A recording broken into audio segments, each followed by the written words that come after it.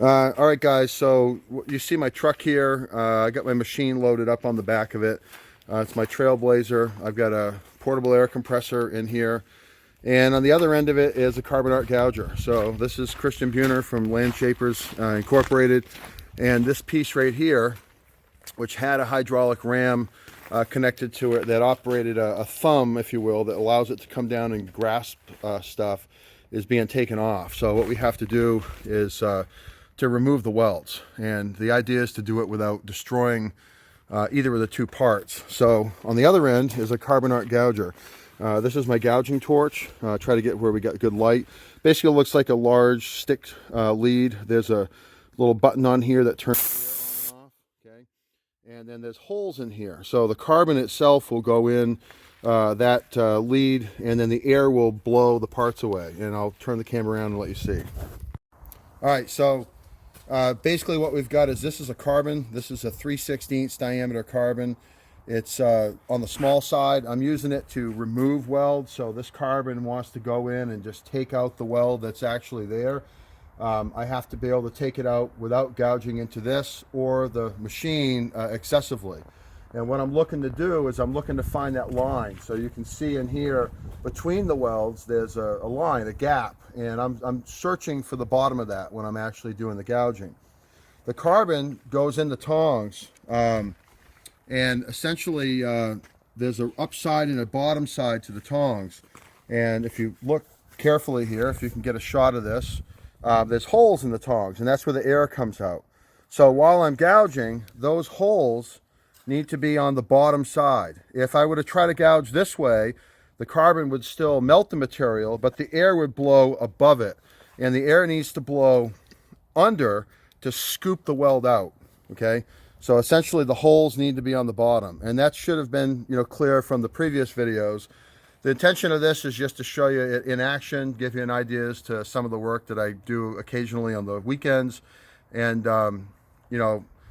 expose you to really what it looks like out in the open. There's a lot of sparks, a lot of smoke. It's really loud. I'm wearing earplugs, and this is only at 250 amps. So at BIW, your back gouging of your test plates will be done at a minimum of 400 amps, upwards of 600 amps.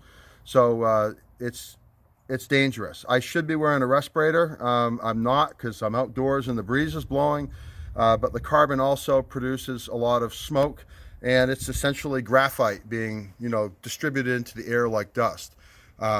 So outdoors I feel relatively safe, but I would never ever do this indoors. And when you see it in action, you'll understand why we don't do this at school. So we'll get some more footage later.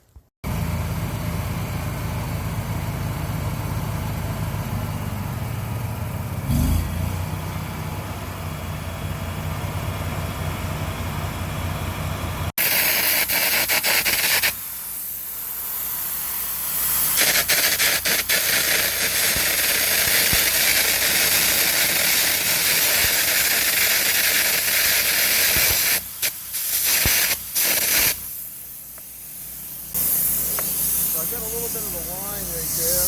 Yeah. So I'm gonna try to dig into this more than the boom. You can always fill that back up from the well. Sure.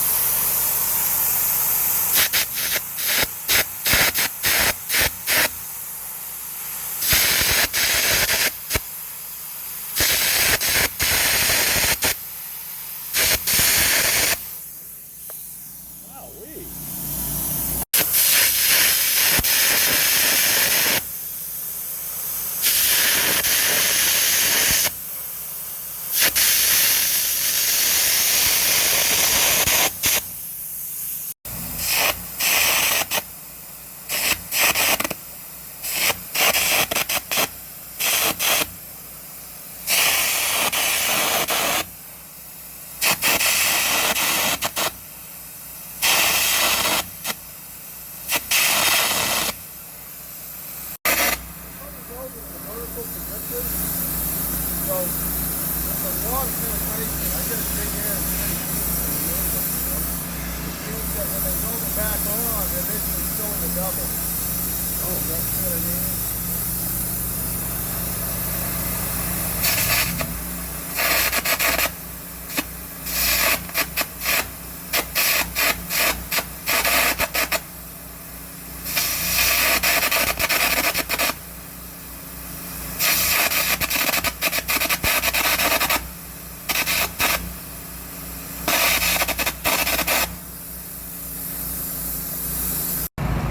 gotta get my settings right on my hood. I gotta turn my delay. It's undarkening so fast that I'm looking right at the bright orange, carbon.